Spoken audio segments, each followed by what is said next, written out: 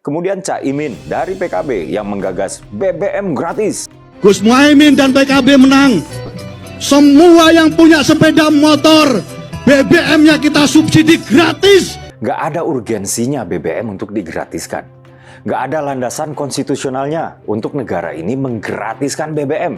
Muhaimin memberikan program, siapapun yang hamil yang ada di muka bumi akan diberikan tunjangan selama hamil. Negara yang kaya akan minyak bumi sekalipun teman-teman, gak ada yang menggratiskan BBM. Tahun 2023 PKB wajib memperjuangkan dan mensukseskan program listrik gratis untuk orang miskin. BBM gratis ini nggak sesuai dengan komitmen pemerintah RI untuk mencapai net zero emission pada tahun 2060. Itu belum menjawab kalau hanya sekedar hitung-hitungan misalnya, oh BPJS gratis, ini gratis misalnya. Ya uangnya dari mana? Sejatinya sangat bagus. Tapi sejatinya sama seperti kita membaca artikel, mengawang-awang.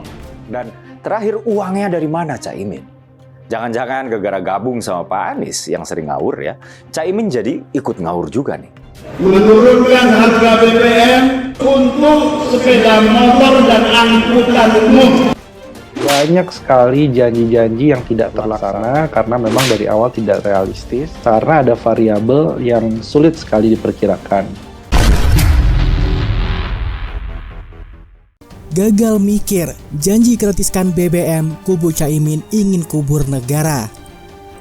Janji politik selalu menjadi bagian penting dalam setiap kampanye pemilihan umum. Para calon pemimpin seringkali menawarkan berbagai macam janji untuk memenangkan hati pemilih.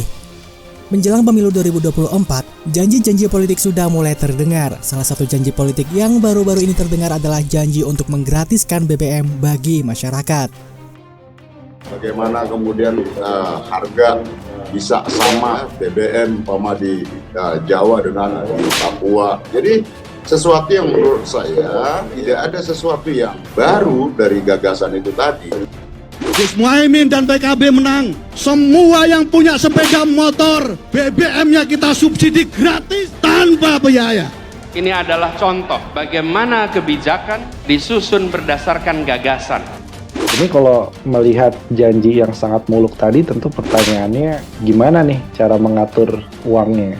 Ketika bicara tadi gagasan perubahan apa sih? Ternyata kan kita nggak mendengar itu ada gagasan besar yang disampaikan kemarin. Tahun 2024, PKB menang, Gus Muhaimin presiden, disubsidi serendah-rendahnya harga subsidi BBM. Anda mau celoteh apapun, fakta berbicara. Jadi kalau misalnya dua variabel ini, harga batu bara dan harga minyak mentahnya liar, maka akan sulit sekali untuk bisa menurunkan. Jangankan menggratiskan listriknya, tapi menurunkan. Harganya saja sudah sangat berat. Karena itu ke depan kita berbicara tentang melaksanakan janji kemerdekaan. Satu, kesemakmuran. Seolah menyelamatkan kantong kiri, tapi justru sebenarnya melukai kantong yang sama. Bukan kantong kanan, tapi kantong yang sama. Tentu saja, janji tersebut berhasil menggembarkan publik. Pasalnya, banyak yang menilai memberikan BBM secara gratis kepada masyarakat adalah suatu hal yang tidak masuk akal. Yang akan terdampak jika kebijakan tersebut benar-benar dilakukan adalah terkait dengan anggaran pendapatan dan belanja negara. Janji tak masuk akal yang akan tambah beban bagi APBN. Direktur Eksekutif Institute for Development of Economic and Finance atau INDEF, Tauhid Ahmad menilai bahwa sangat tidak mungkin jika pemerintah menggratiskan BBM, karena dampaknya akan membebani belanja pemerintah terutama untuk subsidi.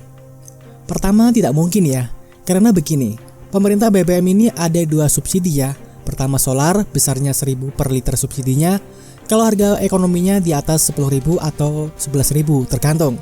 Maka kalau digratiskan sangat tidak mungkin, ujarnya dilansir dari detik.com. Ia melanjutkan, beban negara akan semakin bertambah hanya untuk membiayai bahan bakar masyarakat saja. Terlebih lagi, Indonesia masih mengimpor BBM karena belum mampu memproduksinya sendiri. Jadi, jika harga minyak internasional yang semakin tinggi, maka anggaran negara bisa bertambah lagi untuk subsidi. Harga dunia semakin tinggi kemarin, 80 US dollar sampai 90 US dollar per barel. Negara akan tertekan, pemerintah nambah lagi, dan itu bisa menambah utang. Nah, itu berisiko lagi, lanjutnya. Sebagaimana diketahui, bahwa pemerintah saat ini sudah menerapkan subsidi terhadap BBM. Kerap kali subsidi BBM tersebut melebihi dari apa yang sudah dianggarkan di APBN. Seperti misalnya, dalam APBN tahun 2022, pemerintah mengalokasikan 502,4 triliun untuk subsidi BBM. Namun, realisasi anggaran untuk subsidi BBM di tahun tersebut ternyata mengalami kelebihan hingga 196,6 triliun, sehingga menjadi 689 triliun. Angka tersebut tentu saja sangat fantastis dan benar-benar memberikan beban yang besar kepada negara. Sementara itu, Direktur Eksekutif Center of Reform on Economic Indonesia atau KOR, Muhammad Faisal berpendapat bahwa jika nanti BBM digratiskan, maka akan ada konsekuensi besar yang akan dihadapi oleh pemerintah. Konsekuensi itu terkait anggaran pemerintah untuk membiayai BBM bagi masyarakat akan semakin besar, sehingga nantinya pemerintah harus memangkas alokasi terhadap keperluan lainnya. Jadi menggratiskan BBM menurut saya sangat besar anggarannya, sehingga harus ada konsekuensi terhadap alokasi untuk keperluan yang lain yang harus dikurangi. Itu yang perlu dikalkulasi jadinya yang jelas. Kalau sampai gratis sekali ya saya rasa relatif terlalu ambisius dengan kapasitas anggaran yang sekarang, pungkasnya. Ketergantungan masyarakat dan ketidakefisienan penggunaan BBM. Selain meningkatkan beban APBN, pemberian BBM secara gratis kepada masyarakat juga akan membuat masyarakat semakin bergantung terhadap pemerintah dan juga ketidakefisienan penggunaan BBM. Penggratisan BBM bisa menciptakan ketergantungan yang berkelanjutan pada subsidi. Rakyat menjadi terbiasa dengan BBM gratis, dan ketika pemerintah mencoba mengurangi atau menghapus subsidi tersebut, bisa saja muncul protes dan ketidakpuasan dari masyarakat.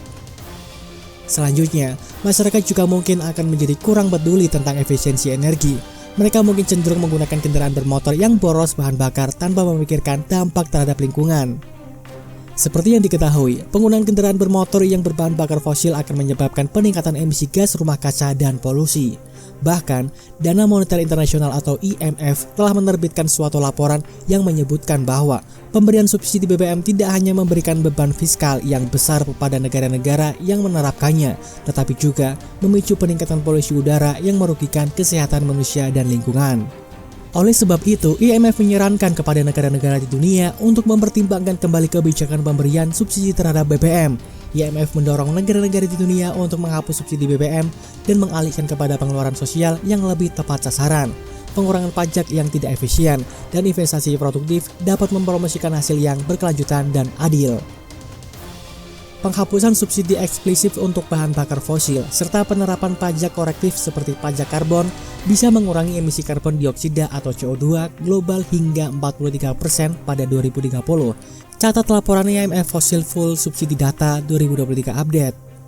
BBM gratis bisa lemahkan nilai mata uang. Sebagaimana diketahui, Indonesia merupakan negara yang masih mengimpor BBM. Pemberian BBM gratis dapat meningkatkan konsumsi dalam negeri. Ini dapat mengakibatkan peningkatan impor minyak mentah atau produk minyak yang merupakan bagian dari neraca perdagangan negara. Jika volume impor melebihi ekspor, maka negara akan menghadapi defisit neraca perdagangan. Untuk membayar defisit ini, negara mungkin harus menukarkan mata uangnya dengan mata uang asing dalam jumlah besar, yang dapat menyebabkan penurunan nilai tukar mata uang negara. Selain itu, pembiayaan subsidi BBM yang mengambil dana dari kas negara untuk membiayai program tersebut, ini dapat mengurangi pendapatan yang seharusnya digunakan oleh pemerintah untuk berbagai keperluan, termasuk pembayaran utang luar negeri. Kekurangan pendapatan ini dapat membuat pemerintah terpaksa mencetak lebih banyak uang atau meminjam dari luar negeri, yang pada gilirannya dapat memengaruhi nilai mata uang Indonesia. Ketidaktepatan sasaran meluas dan potensi penyalahgunaan BBM gratis. Tauhid menambahkan bahwa pemberian BBM secara gratis juga mungkin akan mengakibatkan ketidaktepatan sasaran semakin meluas, mengingat kebijakan subsidi BBM yang telah diberikan pemerintah saat ini dinilai kurang tepat sasaran. Kalau subsidi BBM ini sebagian besar penerima subsidi ini bukan orang yang tidak mampu, justru orang mampu, jadi ketidaktepatan sasarannya tinggi. Jadi yang menerima bukan masyarakat bawah, tetapi masyarakat menengah atas kalau modelnya subsidi harga seperti ini, ujarnya. Tidak hanya itu, membebaskan BBM juga bisa mengundang potensi penyalahgunaan. Oknum-oknum yang tidak bertanggung jawab mungkin akan mencoba untuk memanfaatkan program ini dengan cara-cara yang tidak etis, seperti mengekspor BBM yang diberikan secara gratis untuk dijual ke luar negeri.